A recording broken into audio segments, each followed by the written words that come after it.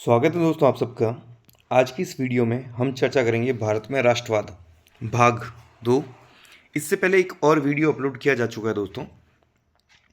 उसमें भारत में राष्ट्रवाद की कुछ चीज़ों की हमने चर्चा की है कि आंदोलन किस प्रकार स्टार्ट किया गया, उससे पहले की पृष्ठभूमि, महात्मा गांधी की भूमिका और किन किन क्षेत्रों में जो है आंदोलन फैला और किस प्रकार प्रतिक्रिया रही। रॉयलेट एक्ट के बारे में हो चाहे जलियांवाला बाग के बारे में हो, तो इस पार्ट में जो ये वाला जो वीडियो है इसमें हम चर्चा करेंगे कि आंदोलन के भीतर जो अलग अलग धाराएं थी, अलग अलग धाराओं का सेंस है दोस्तों की। जैसे कि पिछले वीडियो में हमने देखा है कि शहरी क्षेत्र में कैसे आंदोलन आगे बढ़ा, किन लोगों ने भाग लिया, ग्रामीण क्षेत्र में किस प्रकार का आंदोलन था। तो ठीक ऐसे ही जो अलग अलग वर्ग हैं, चाहे आदिवासी हो, महिला हो, मजदूर हो, औद्योगिक क्षेत्र हो, इन सब क्षेत्रों में भी आंदोलन कैसे बढ़ा। तो दोस्तों बिना कोई देरी के हम शुरू करते हैं। आदिवासी, शहरी और ग्रामीण क्षेत्र, इससे प्रीवियस वीडियो में अपलोड किया जा चुका है दोस्तों। तो स्वराज का भिन्न अर्थ, कहने का सीधा सा अर्थ है कि वो जो टाइम था उस समय सारे लोग स्वराज का अर्थ एक जैसे नहीं ले रहे थे, कोई देश की आज़ादी से नहीं ले रहे थे। उनका स्वराज का अर्थ ये था कि हम आंदोलन में जा रहे तो हमें अपनी प्रॉब्लम्स है और उन प्रॉब्लम से उनका सॉल्यूशन अगर मिलता है तो उनके लिए यही स्वराज है। जैसे आदिवासियों की बात करें तो बात है सन 1920 की। आंध्र प्रदेश के गुडेम पहाड़ियों में उग्र गुरिल्ला युद्ध हुआ था। गुरिल्ला युद्ध यानी छापामार युद्ध प्रणाली, यानी आते हैं, अटैक करते हैं और वापस पहाड़ियों में जाके छुप जाते हैं। तो ये कहाँ पे? गुडेम पहाड़ियाँ, आंध्र प्रदेश में। आईएनसी, आईएनसी मतलब इंडियन नेशनल कांग्रेस, आप इसको शॉर्ट में कांग्रेस बोल सकते हो। तो कांग्रेस कभी भी ऐसे हिंसक संघर्ष को स्वीकार नहीं कर सकती। उन्होंने साफ स्पष्ट शब्दों में ये था कि आंदोलन को हमें अहिंसा के रास्ते पे लेके जाना है, सत्य के रास्ते पे लेके जाना है। तो वो कभी भी जो है महात्मा गांधी और कांग्रेस वो हिंसा का समर्थन नहीं कर सकते थे। तो इस प्रकार ये आंदोलन जो ये आदिवासी कर रहे थे छापामार युद्ध प्रणाली के आधार पर, इसको कहीं उस मुख्य आंदोलन में जगह नहीं मिली, कभी भी इनका खुलकर समर्थन नहीं किया गया। समस्या क्या आई फिर? इनको क्या प्रॉब्लम थी? ये लोग क्यों आंदोलन में आए थे? इनकी प्रॉब्लम थी कि जो ब्रिटिश सरकार थी, ब्रिटिश सरकार मतलब जो अंग्रेज जो हमारे देश पर शासन कर रहे थे उनकी बात है। तो ब्रिटिश सरकार ने पाबंदियाँ लगाती थी। क्या पाबंदी लगाई थी? कि वनों में प्रवेश, वनों में प्रवेश। देखो आदिवासी लोग वनों और जंगल में रहते हैं, उनके कुछ परंपरागत अधिकार होते हैं, जैसे कि वहाँ से लकड़ियाँ बीनना, मवेशियों को लेके जाना जंगल में। तो इन चीज़ों पे रोक लगा दी। तो इस तरह से उनके जो परंपरागत अधिकार हैं वो छीन लिए गए। एक चीज़ ध्यान रखना, आदिवासी हमेशा जल, जंगल और ज़मीन, इनके लिए हमेशा संघर्ष करते हैं। और दूसरा था बेगार। बेगार का मतलब बिना मेहनताने के कार्य करवाना। इन चीज़ों का इन्होंने विरोध किया और इसका जो नेतृत्व है वो किया था अल्लूरी सीताराम राजू। ये ध्यान रखना दोस्तों, आदिवासियों का जो आंदोलन था उसका नेतृत्व किसने किया था? जो गुडेम पहाड़ियाँ आंध्र प्रदेश में चला था, अल्लूरी सीताराम राजू। लोगों में ऐसा विश्वास था दोस्तों कि राजू जो है वो ईश्वर का अवतार है। राजू कौन? अल्लूरी सीताराम राजू, जो आदिवासियों के आंदोलन का नेतृत्व कर रहा था। वो उन लोगों के बीच में ऐसी छवि थी कि जो राजू है ये सामान्य इंसान नहीं है, ये ईश्वर का अवतार है। और राजू जो है वो महात्मा गांधी की गुणगान करते थे। किन चीज़ों में? कि खादी को अपनाना है, शराब छोड़ना है, इन चीज़ों में। लेकिन एक बात जो है वो दोनों में अंतर थी, दोनों में फ़र्क था। वो ये था कि वो ये भी कहते थे साथ साथ कि भारत अहिंसा से नहीं बल्कि बल प्रयोग से आज़ाद हो सकता है। जबकि महात्मा गांधी किसका समर्थन करते थे? अहिंसा का। वो बल प्रयोग का समर्थन नहीं करते। जबकि राजू कह रहा है कि बल प्रयोग से ही देश आज़ाद होगा, अहिंसा से नहीं हो सकता है। तो फाइनली 2024 में फिर राजू को फांसी दे दी गई ब्रिटिश सरकार के द्वारा और लोगों के बीच में वो लोकनायक के रूप में प्रसिद्ध हुआ था। एक ऐसा ही एक आंदोलन बाद में बारदोली सत्याग्रह चला था दोस्तों। बारदोली गुजरात में है, सन 1928 की बात है। इसका जो नेतृत्व है वो सरदार वल्लभ भाई पटेल ने किया था। किसका? बारदोली सत्याग्रह। ये एक किसान आंदोलन था। एक्चुअली में वहाँ के जो किसान थे वो बड़े हुए भू राजस्व या लगान की दर जो बढ़ाई गई थी उनको चुकाने से इनकार कर रहे थे, इसीलिए उन्होंने विरोध किया था और इसका नेतृत्व किया था सरदार वल्लभ भाई पटेल ने। ये आंदोलन फाइनली सक्सेसफुल होता है और सफल होने के कारण जो वहाँ की महिलाएं थी उनकी तरफ से इनको सरदार की उपाधि दी गई थी। यानी वल्लभ भाई पटेल को जो सरदार की उपाधि है वो किस आंदोलन की वजह से मिली? बारदोली सत्याग्रह के कारण गुजरात में, और वहां की महिलाओं ने उनको सरदार की उपाधि दी थी। फिर देखिए बागानों में स्वराज। बागानों में जो काम करने वाले जो लोग थे, मजदूर थे, उनके लिए स्वराज का क्या अर्थ था? तो असम की बात करते हैं। असम में जो बागान के मजदूर हैं उनके लिए आज़ादी का मतलब ये था कि वो बागान में कभी भी आ जा सकते हैं। आ जा सकते का सीधा सा अर्थ है दोस्तों कि अंग्रेजों ने एक कानून बनाया था 1859 में, इनलैंड इमिग्रेशन एक्ट। इसका सीधा सा मतलब है जैसे ये बागान है तो इसके अंदर अगर जा रहे हैं तो जाना ठीक है, अपने एक एग्रीमेंट होता है आप जा सकते हो, लेकिन बाहर आना आपके हाथ की बात नहीं है। बाहर आप बिना परमिशन के नहीं आ सकते हो, और बहुत लंबे टाइम तक जो है उन्हें अंदर रखा जाता था और कठिन परिस्थितियों में उनसे काम करवाया जाता था। तो लोग इस तरह से परेशान थे। तो अब इन्होंने क्या किया कि वहाँ से बागानों में काम करने वाले जो मजदूर थे उनको बिना इजाज़त के बाहर जाने की छूट नहीं थी, और ये मजदूर आंदोलन की वजह से अपने गांव जाने लगे, यानी वहाँ से ज़बरदस्ती निकल गए और भाग रहे थे। उन्हें ऐसा लग रहा था कि अभी गांधी राज आ रहा है, मतलब स्वराज आ रहा है, देश आज़ाद हो जाएगा और जिसमें सब कुछ ठीक हो जाएगा। इन सब कारणों से वो वहाँ से निकले और भागने लगे थे अपने गाँव की तरफ। इन स्थानीय आंदोलनों की अपेक्षाओं और दृष्टियों को कांग्रेस के कार्यक्रम में परिभाषित नहीं किया गया। सबसे बड़ी समस्या ये थी दोस्तों कि कांग्रेस ने कुछ कॉमन बातें ली, लेकिन ये जो जमीनी स्तर पर जो लोग संघर्ष कर रहे थे इनकी बातों को राष्ट्रीय आंदोलन में जगह नहीं मिली। उनकी क्या अपेक्षाएं थी, उनकी क्या सपने थे, उनको राष्ट्रीय आंदोलन में कहीं पर भी जगह नहीं मिल रही थी। तो इसीलिए उन्होंने क्या किया, स्वराज का अर्थ अपने अपने हिसाब से लगाया। जैसे गांधी जी ने कहा कि हमें स्वराज प्राप्त होगा, तो ये लोग क्या समझ रहे थे, स्वराज मतलब उनकी जो परेशानियां वो खत्म हो जाएगी। अब आते हैं दोस्तों, जब असहयोग आंदोलन चल रहा था तब एक अचानक एक ऐसी घटना घटती है जिसकी वजह से पूरा आंदोलन खत्म होने वाला है। तो कौन सी थी वो घटना? देखिए, उत्तर प्रदेश में एक जगह का नाम है चोरी चौरा। ये उत्तर प्रदेश के गोरखपुर के पास में है। तो यहाँ पे क्या होता है कि 5 फरवरी 1922 की बात है, एक रैली निकलती थी, लोग रैली निकाल रहे थे, तो कुछ पुलिस वाले आते हैं और उन पर लाठीचार्ज करते हैं। और जब वो भीड़ उग्र हो जाती है तो पुलिस वाले थोड़े ही थे तो वो भाग जाते हैं, और वहाँ से भाग के वो जाके अपनी पुलिस चौकी या थाना बोल सकते हो उसके अंदर घुस गए। लोगों ने उस थाने और उस चौकी को चारों ओर से घेर दिया और लकड़ी, डंडे, घास फूस ऐसे डाल के उसमें आग लगा दी थी, और इसमें 22 पुलिसकर्मी जिंदा जल गए। ये घटना कब की है? 5 फरवरी 1922। स्थान चोरी चौरा, कहाँ पे? गोरखपुर के पास, उत्तर प्रदेश में। तो भीड़ द्वारा पुलिस को आग लगा दी गई, और इस घटना के बाद गांधी जी ने जो है वो 12 फरवरी 1922 को असहयोग आंदोलन को वापस ले लिया। कारण क्या था? उन्होंने कहा था कि हम हिंसा नहीं कर सकते हैं, अभी लोग जो हैं वो राष्ट्रीय आंदोलन के लिए तैयार नहीं है, हिंसा के द्वारा हमें आज़ादी नहीं चाहिए, और उन्होंने ये आंदोलन वापस ले लिया। तो असहयोग आंदोलन वापस लेने का मुख्य कारण क्या था दोस्तों? चोरी चौरा कांड। कब हुआ था? 5 फरवरी 1922।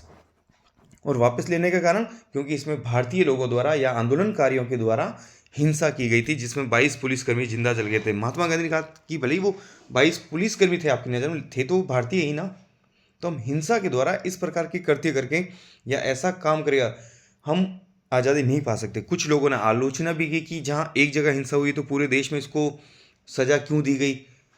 तो इसका भी जवाब महात्मा गांधी ने दिया कि आज यहाँ हो रहा है, कल इसको देख के कहीं और भी ऐसी घटनाएं होगी, तो इस प्रकार की घटनाएं किसी भी सूरत में बर्दाश्त नहीं कर सकते हैं।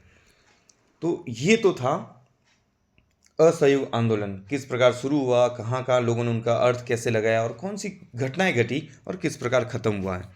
अब हम देखेंगे सविनय अवज्ञा की ओर, यानी एक और दूसरा बड़ा जन आंदोलन। सविनय का मतलब होता है नम्रतापूर्वक, विनम्रतापूर्वक। अवज्ञा का मतलब होता है दोस्तों ये आज्ञा का उल्टा है। आज्ञा का पालन करना मतलब जो भी आदेश मिलते हैं, जो भी चीज़ें, निर्देश आपको दिए जाते हैं उनकी पालना करना, उनको मानना। अवज्ञा का मतलब है जो भी निर्देश, जो भी कानून बने हैं या जो भी आपको रूल्स नियम बताए गए हैं उनका पालन नहीं करना, उनको नहीं मानना। तो आगे जाके एक बड़ा आंदोलन बनने वाला है। तो थोड़ा सा घटनाक्रम देखते हैं, आंदोलन शुरू होने से पहले क्या होता है और ये आंदोलन उसी टाइम क्यों शुरू किया गया, क्यों जो लोग हैं वो इनसे जुड़ते गए, वो सब बातें देखते हैं हम इसमें। तो जैसे कि हमने पहले भी देखा है दोस्तों कि फरवरी 1922 में जो है वो असहयोग आंदोलन वापस ले लिया गया। कारण क्या था? चोरी चोरा कांड। फिर सत्याग्रहियों को व्यापक प्रशिक्षण की जरूरत। महात्मा गांधी ने कहा कि जो आंदोलनकारी हैं, जो सत्याग्रही हैं, उनको और ट्रेनिंग लेने की जरूरत है। उन्हें अपने आप पे को संयम में रखने की जो जरूरत है, वो अभी भी उनकी जरूरतें पूरी नहीं हुई है, वो अभी तक पूरी तरह से तैयार नहीं हुए हैं। इसके बीच में इस आंदोलन के खत्म होने के बाद क्या होता है कि स्वराज पार्टी का गठन होता है। क्योंकि कांग्रेस ने एक चीज़ की थी कि हमें बहिष्कार करना, लेकिन कांग्रेस के ही कुछ अलग जो नेता थे वो कहते थे कि हमें बहिष्कार तो करना है, लेकिन हम बहिष्कार करने से बेहतर है कि हम विधान परिषदों के चुनाव लड़ें, उन विधान परिषदों में जाएं और सक्रिय रूप से विरोध प्रदर्शन करें। यानी जो कानून बनता है उसका विरोध करें, जो उनकी कार्यवाही हैं उसमें हम विरोध करें। तो यहाँ पे एक तरीके से दो धाराएं बन जाती है, और एक जो धारा है जो कहती है कि नहीं विधान परिषद के चुनाव लड़ने चाहिए, उनमें थे सी आर दास और मोतीलाल नेहरू। चूंकि कांग्रेस ने तो बहिष्कार की घोषणा कर दी, तो उन्होंने अपनी अलग पार्टी बनाई और उस पार्टी का नाम था स्वराज पार्टी। इसकी स्थापना कब हुई? 1923 में। ये सवाल अक्सर पूछा जाता है दोस्तों, स्वराज पार्टी की स्थापना कब हुई? वैसे 1 जनवरी 1923 है, लेकिन अगर आप सन याद रखते हैं तो भी चलेगा। और व्यक्ति कौन थे? सी आर दास, चित्तरंजन दास और मोतीलाल नेहरू। उद्देश्य क्या था कि जो प्रांतीय परिषदों के चुनाव हैं उनमें भाग लेना। और नेक्स्ट जो कुछ चीज़ें हो रही थी कि सन 1929 में एक विश्वव्यापी मंदी आई थी, आर्थिक महामंदी कह सकते हैं, वो आई थी। और जब विश्व मंदी आती है तो क्या होता है? विश्व में व्यापार ठप हो जाता है, महंगाई बढ़ जाती है, लोगों की जॉब चली जाती है। तो ये सारी दिक्कतें हो रही थी। फिर एक और क्या हो रहा था इनके बीच में? ऊंची लगान की दरें। यानी जो अंग्रेज जो हैं वो लगातार अपने घाटे की भरपाई करने के लिए टैक्स लगातार बढ़ा रहे थे, तो ये भी एक प्रॉब्लम थी। और इस बीच में जो ब्रिटिश सरकार थी उन्होंने एक आयोग बनाया, Simon commission. Sir John Simon के नेतृत्व में वहाँ पे जो तत्कालीन सरकार थी, टोरी सरकार, उन्होंने इसका गठन किया था 1927 में। तो सीधा सा ध्यान रखना है, साइमन कमीशन की स्थापना कब हुई? 1927 में। इसको क्यों बनाया? तो ये एक वैधानिक आयोग था, है ना। 1919 की अधिनियम की समीक्षा। एक्चुअली सन 1919 में कुछ कानूनों का समूह बोल सकते हैं। एक भारत शासन अधिनियम बना था 1919, और इसी अधिनियम में एक प्रावधान था कि 10 साल बाद ये जो कानून बनाया है 1919 में, इसकी हम समीक्षा करेंगे। तो उस कानून की समीक्षा करने के लिए उन्होंने पहले ही एक आयोग बना दिया। सन 1927 में बनाया, 1928 में भारत आया। तो एक एक चीज़ ध्यान रखना दोस्तों, साइमन कमीशन की स्थापना कब हुई? 1927। भारत कब आया? 1928। अब देखिए भारतीयों ने इसका विरोध किया, भारतीयों द्वारा विरोध। तो कारण क्या है? इस आयोग में एक भी भारतीय सदस्य नहीं था। इसमें 7 सदस्य थे, सर जॉन साइमन अध्यक्ष, 1+6 अन्य सदस्य। ये जो टोटल 7 मेंबर थे, इनमें से एक भी भारतीय सदस्य नहीं था। तो भारतीयों ने क्या कहा? देखो कानून आपने बनाया, लागू किस पे हुआ? भारतीयों पे, है ना। और आप ये जो वापस रिपोर्ट देंगे, इसके बाद में आगे निर्णय होंगे, वो भी किस पे लागू होंगे? भारतीयों पे। तो बेहतर कौन बता सकता है कि ये कानून सफल है या नहीं? भारतीय लोग बता सकते हैं, लेकिन आपने भारतीयों को तो इसमें शामिल ही नहीं किया है, तो हम कैसे बताएंगे कि ये कानून कैसा रहा है? इस आधार पर इसका विरोध हुआ था। तो ये भी आ सकता है कि भारतीयों ने साइमन कमीशन का विरोध क्यों किया था? क्योंकि इस आयोग में एक भी भारतीय सदस्य नहीं था। तो जहाँ पे भी जाते इसका एक विरोध करते, और अहिंसा पूर्वक या शांतिपूर्वक कह सकते हैं कि ये विरोध चल रहा था कि साइमन गो बैक के नारे दिए गए। तो एक ऐसा ही विरोध प्रदर्शन जो है लाहौर में चल रहा था। तो शांतिपूर्ण विरोध के दौरान लाठीचार्ज हुआ, और वो लाठियाँ इतनी बरसाई गई कि लाला लाजपत राय कुछ दिन घायल रहे, हॉस्पिटल रहे, और कुछ दिनों के भीतर ही उनकी का देहांत हो जाता है। तो ये जो चीज़ें काफ़ी गुस्सा फैलता है युवाओं में, और शहीद भगत सिंह, राजगुरु, बटुकेश्वर दत्त, है ना, ये सारे लोग जो क्रांतिकारी थे इसका बदला लेना चाह रहे थे। उन्होंने फिर सैंडर्स की हत्या भी की थी, और उसी सैंडर्स के हत्याकांड के बाद में शहीद भगत सिंह, सुखदेव और राजगुरु को फांसी की सजा दी गई थी। अब आइए वापस इस विरोध के कारण, किस विरोध के कारण? सर जॉन साइमन के विरोध के कारण जो वाइसराय था लॉर्ड इरविन, उन्होंने अक्टूबर 1929 में भारत को डोमिनियन स्टेटस का गोलमाल ऐलान किया। डोमिनियन स्टेट्स का मतलब ये होता है दोस्तों कि ये भारत है बाहर से सत्ता यानी नाम मात्र की जो सत्ता है वो अंग्रेजों की रहेगी, बाकी बहुत सारे अधिकार आपको दे दिए जाएंगे और आप अपने लोगों पर अपने एरिया में शासन कर सकते हो। एक तरीके से बोल सकते हो आंतरिक स्वतंत्रता देने की घोषणा हुई है। गोलमाल जवाब का मतलब है कुछ इस तरह की घोषणा हुई कि हम ऐसा ऐसा कर देंगे, लेकिन लोगों को पता था कि ऐसा कुछ होने वाला है नहीं।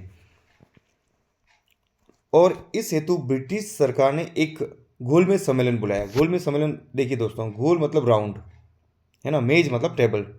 तो वहाँ पे गोल टेबल पे बैठ के चर्चा करनी थी भारत के भविष्य के ऊपर। तो जितने भी दल थे, सर्वदलीय बैठक बोल सकते हैं, तो इसमें बहुत सारे देसी रियासतों के लोग है ना, अलग अलग जो संगठन थे, जितने राजनीतिक दल के थे, उन सबको इनवाइट किया गया कि सब आओ, हम सब मिल के बैठ के बात करेंगे। तो ये 3 गोलमेज सम्मेलन हुए हैं। कब कब हुए? पहला 1930, दूसरा 1931, तीसरा 1932, यानी 3 1930, 31 और 32 ऐसे याद रखना है। और इन 3 में से कांग्रेस ने केवल एक में भाग लिया था और वो दूसरा था, दूसरे गोलमेज सम्मेलन। और कांग्रेस की तरफ से भी मात्र एक व्यक्ति जाता है और वो कौन है? गांधी जी। ठीक इसी समय जब वो डोमिनियन स्टेट्स का दर्जा देने की घोषणा हुई, लाला लाजपत राय की इधर मृत्यु होती है, उसके बाद में हर साल कांग्रेस का दिसंबर में अधिवेशन होता है। अधिवेशन का मतलब बैठक होती थी कांग्रेस की, हर साल फिक्स है। तो इस साल दिसंबर 1929 की बात थी, ये अधिवेशन हुआ था लाहौर में और इसकी अध्यक्षता की थी पंडित जवाहरलाल नेहरू ने। और इसमें क्या खास बात थी दोस्तों? अब तक हम डिमांड कर रहे थे स्वराज की। स्वराज मतलब स्वयं का शासन, की बोलिए हम बाहर, मतलब कुल मिला के एक तरीके से आप ऐसे समझ सकते हो कि हम अंग्रेजों से आज़ादी मांग ही नहीं रहे थे। हम तो कह रहे थे कि सुधार करो, लगान घटा दो, हमारी कुछ अधिकार है वो दे दो। इस तरह की कुछ छोटे मोटे कुछ चीज़ें हमारी डिमांड्स हुआ करती थी। अब पहली बार ये कहा कि पूर्ण स्वराज्य दीजिए। पूर्ण स्वराज्य मतलब पूरी आज़ादी चाहिए, यानी आपको यहाँ से चले जाना चाहिए। कोई डोमिनियन स्टेट्स नहीं, कोई नाम मात्र का शासन नहीं, अब पूरी सत्ता आप भारत को दे दो। यानी पहली बार भारतीयों ने अंग्रेजों से पूरी स्वतंत्रता की डिमांड यहाँ पे की थी। कांग्रेस के किस अधिवेशन में? ये बहुत बार सवाल पूछा जाता है कि पूर्ण स्वराज्य का लक्ष्य कांग्रेस ने कब घोषित किया? दिसंबर 1929। कहाँ पे? लाहौर अधिवेशन। ये भी आता है कि लाहौर अधिवेशन कब हुआ? दिसंबर 1929। इसकी अध्यक्षता किसने की थी? पंडित जवाहरलाल नेहरू ने। और क्या डिक्लेरेशन हुआ कि अब देखो दिसंबर 1929 चल रहा है, इसके बाद साल कौन सा आएगा? 1930। महीना कौन सा है? जनवरी। तो तारीख फिक्स हुई 26 जनवरी, कि 26 जनवरी 1930 को हम स्वतंत्रता दिवस मनाएंगे प्रतीकात्मक रूप में। यानी देश स्वतंत्र हुआ नहीं है, लेकिन हम क्या करेंगे? कार्यक्रम करेंगे, है ना, ध्वजारोहण करेंगे, राष्ट्रीय गीत गाएंगे, लोकगीत गाएंगे, लोक नाटकों का मंचन करेंगे। यानी कुल मिला के लोगों में देशभक्ति की भावना संचारित करने के लिए एक प्रतीकात्मक रूप में स्वतंत्रता दिवस मनाने का निर्णय किया था।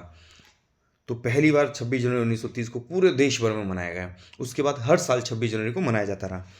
अब इसका भी इतिहास देख लेते हैं। तो हमारा देश आज़ाद कब हो गया? 15 अगस्त को, 15 अगस्त 1947। तो 15 अगस्त 1947 को देश आज़ाद हो गया। तो जो स्वतंत्र दिवस, जो आज़ादी का पर्व हम मना रहे थे 26 जनवरी को, वो तो तारीख अब खत्म हो गई। क्या करेंगे 26 तारीख को? इसीलिए दोस्तों जब संविधान बना तो संविधान को लागू करने के लिए कौन सी तारीख चुनी फिर? कि जो 26 तारीख को हम कई वर्षों से स्वतंत्रता दिवस मना रहे हैं, उस दिन को हम वापस स्पेशल डे के रूप में मना सकते हैं, उसको याद रख सकते हैं। और जो इसका इतिहास है 26 तारीख का, उसको लोगों के जहन में जिंदा रख सकते हैं। तो इसीलिए संविधान लागू कब हुआ था? बाकी 26 नवंबर 1949 को ही संविधान बनकर तैयार हो गया। अगर चाहते तो उसी दिन लागू कर देते। हालांकि कुछ आर्टिकल्स लागू हुए हैं, लेकिन जो शेष संविधान है, ज़्यादातर जो प्रावधान है, वो 26 जनवरी 1950 को लागू हुआ था। अब है दोस्तों नमक यात्रा और सविनय अवज्ञा आंदोलन। तो इधर ये पूर्ण स्वराज्य का डिक्लेरेशन दे दिया और 31 जनवरी 1930 को महात्मा गांधी ने एक पत्र लिखा था लॉर्ड इरविन को। लॉर्ड इरविन कौन था? भारत का गवर्नर जनरल और वायसराय। उनको एक पत्र लिखा और उसमें कुल 11 मांगे थी दोस्तों। 11 मांगे मतलब सब समुदाय, यानी किसानों से भी रिलेटेड थी, मजदूरों से भी रिलेटेड थी, और कांग्रेस का भी था, पूर्ण स्वराज्य का भी था। और एक और इम्पोर्टेंट चीज़ थी दोस्तों कि अंग्रेजों ने जो है नमक की इजारेदारी प्रथा शुरू कर दी थी। इसका अर्थ ये हुआ कि आम लोग नमक नहीं बना सकते हैं। नमक बनाने का एक अधिकार अब सरकार के पास में, अगर आप बनाते हो तो कानून का उल्लंघन होगा, आपको इसकी सज़ा मिल सकती है। और नमक एक ऐसी चीज़ है दोस्तों, हर घर में नमक की ज़रूरत होती है, चाहे अमीर हो चाहे गरीब हो, चाहे आदिवासी हो चाहे किसान हो, चाहे मजदूर हो चाहे महिला हो, चाहे शहर में रहने वाला हो चाहे गांव में रहने वाला हो। तो महात्मा गांधी को लगा कि ये एक ऐसी चीज़ है जिसका हम विरोध करेंगे तो ज़्यादातर लोग इससे जुड़ जाएंगे। तो सबसे महत्वपूर्ण मांग कौन सी की कि नमक पर जो आपने कर लगाए हैं, जो कानून बनाया है, उसको आप वापस लो। और चेतावनी दी कि 11 मार्च तक अगर मांगे नहीं मानी गई तो कांग्रेस सविनय अवज्ञा आंदोलन छेड़ देगी। यानी जिसकी पृष्ठभूमि हम अब तक पढ़ रहे थे कि ये घटना हो रही थी, एक बड़ा जन आंदोलन होने वाला है, तो वो बड़ा जन आंदोलन कौन है उसकी सुगबुगाहट आप यहाँ देख सकते हैं। गांधी जी ने क्लियर कह दिया कि 11 मार्च तक आपकी तारीख है, 11 मांगे हैं और 11 मार्च तक आपको माना नहीं माने तो फिर हम क्या करेंगे, सविनय अवज्ञा। सविनय मतलब विनम्रता पूर्वक हम आपकी जो कानून है, जो नियम है, उनका पालन नहीं करने वाले हैं। तो महात्मा गांधी ने 11 मार्च तक वेट किया और फाइनली 12 मार्च 1930 यानी अगले दिन उनको लग गए कि अब हमारी मांगे नहीं मानी गई तो अब हमें वही करना जो हमने सोच रखा है। तो उन्होंने साबरमती से अपनी यात्रा शुरू की। कुल मिला के 78 वॉलंटियर्स उनके साथ में थे और वो निकले हैं दांडी के लिए। दांडी गुजरात में ही है, साबरमती जो है वो अहमदाबाद के पास में, दोनों ही गुजरात हैं। तो लगभग 240 किलोमीटर का ये सफ़र था। महात्मा गांधी निकले और वहाँ पहुँचे 5 अप्रैल को, और 6 अप्रैल को उन्होंने वो जो है सविनय अवज्ञा आंदोलन शुरू कर दिया। दोस्तों कितने लोग थे इनके साथ में, 78 विश्वस्त वॉलंटियर्स थे। वॉलंटियर्स मतलब स्वयंसेवी।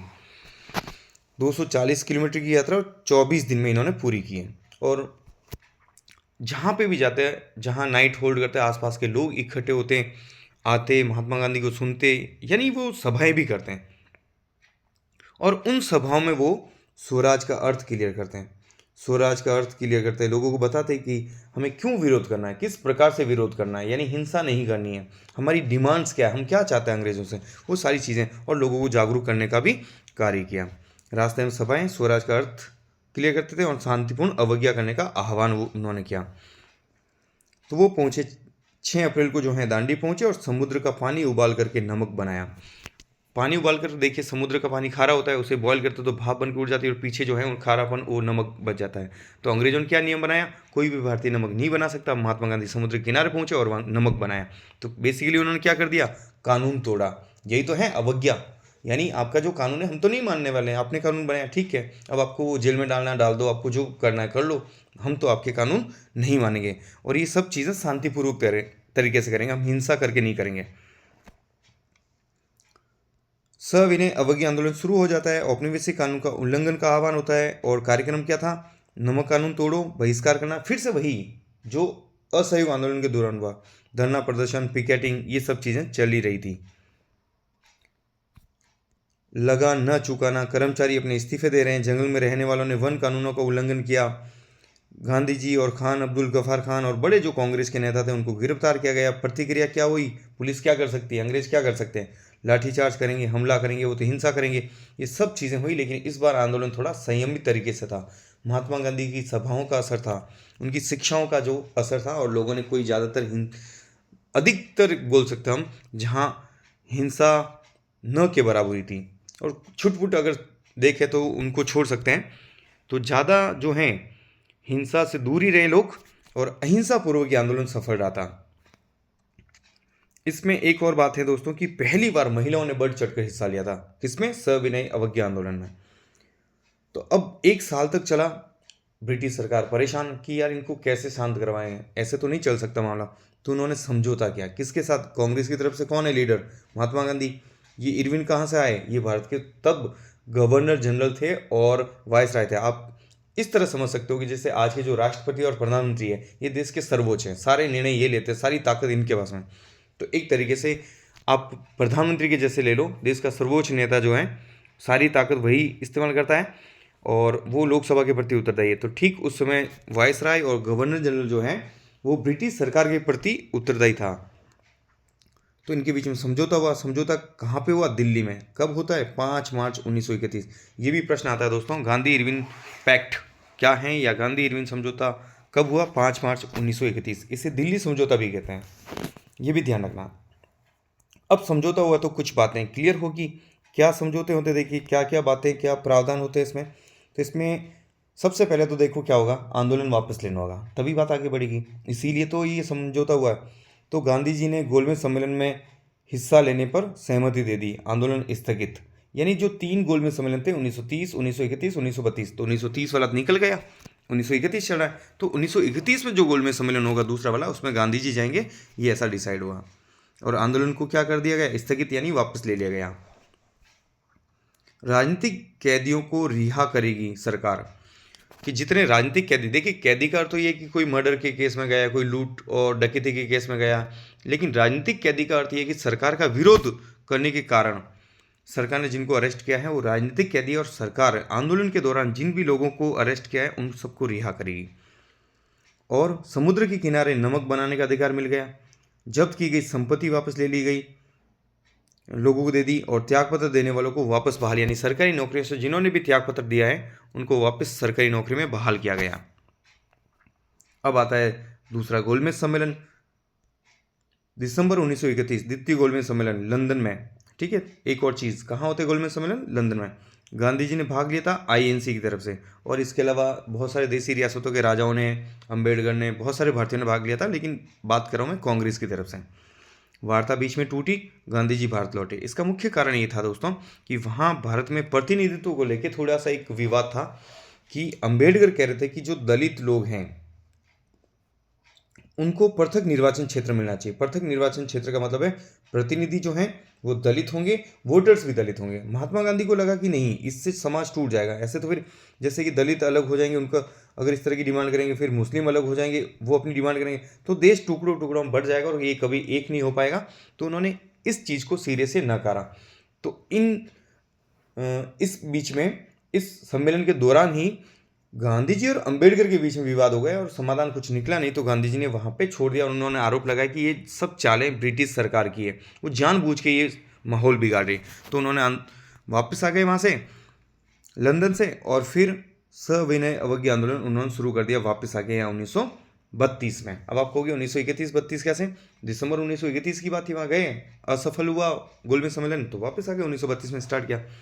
और जैसे ही ये स्टार्ट हुआ, सरकार ने जो है गैर कानूनी घोषित कर दिया था कांग्रेस को, और 1934 तक आते आते आंदोलन मंद पड़ गया। क्योंकि अब देखिए, जब एक बार चल रहा है ना, लोग आंदोलन में आए थे और लोगों को लगा कि हमारी डिमांड्स इस बार तो पूरी हो जाएगी, लेकिन फिर वो हुई नहीं और फिर आंदोलन स्थगित कर दिया। तो लोगों को इतनी चीज़ें समझ में नहीं आ रही थी, उन्हें चाहिए थे नतीजे, उन्हें ग्राउंड लेवल पे चीज़ें बदलती हुई दिखे तो वो मानते थे। तो ऐसा कुछ हुआ नहीं।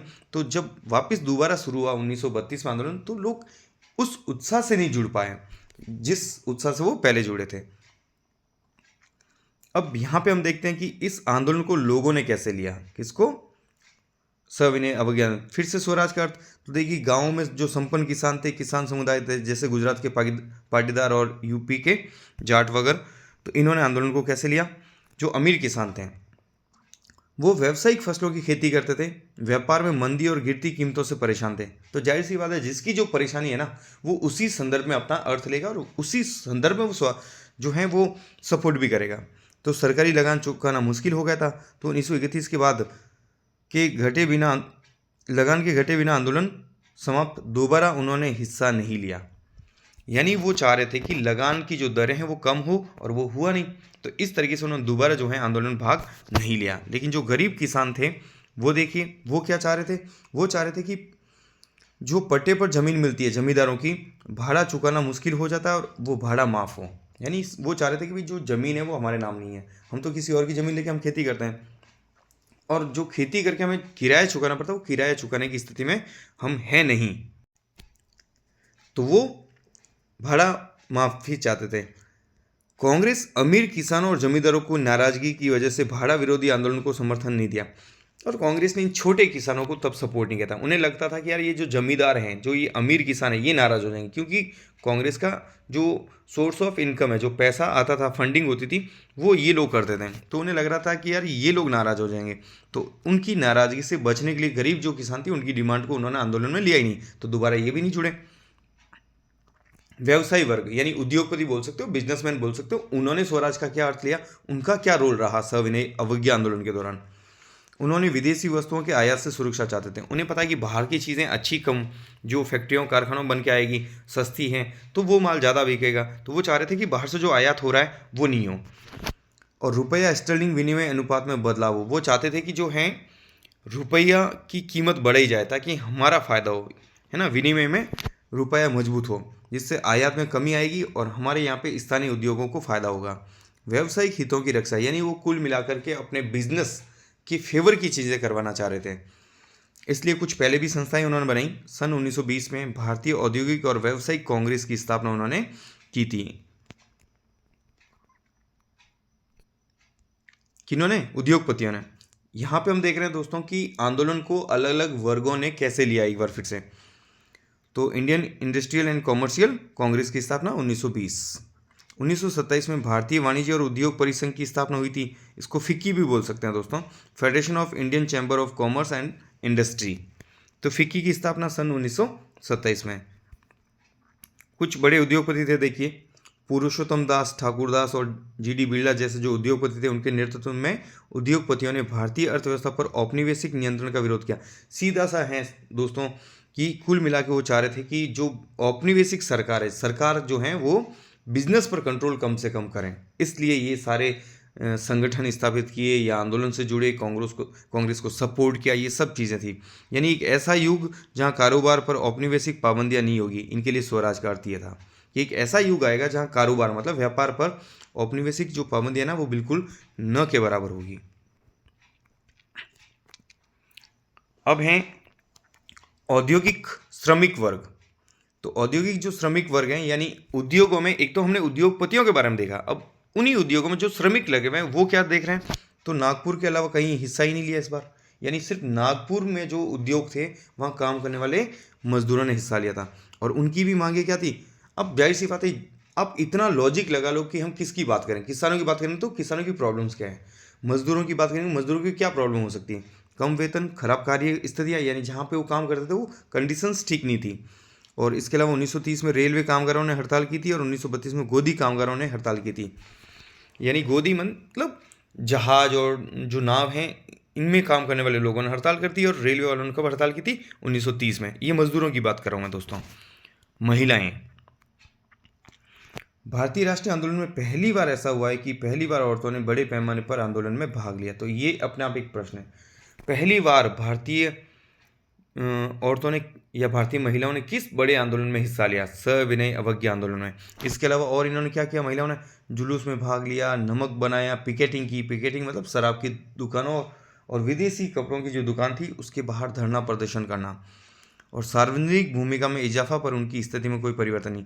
ये ठीक है, बाहर आए, लेकिन अभी भी उनका काम चूल्हा चौका संभालना, घर संभालना, परिवार संभालना यही था। उनकी सार्वजनिक भूमिका में कोई खास फर्क आया नहीं, लेकिन उन्होंने एक तरीके से आंदोलन में भाग जरूर लिया था बड़े लेवल पे।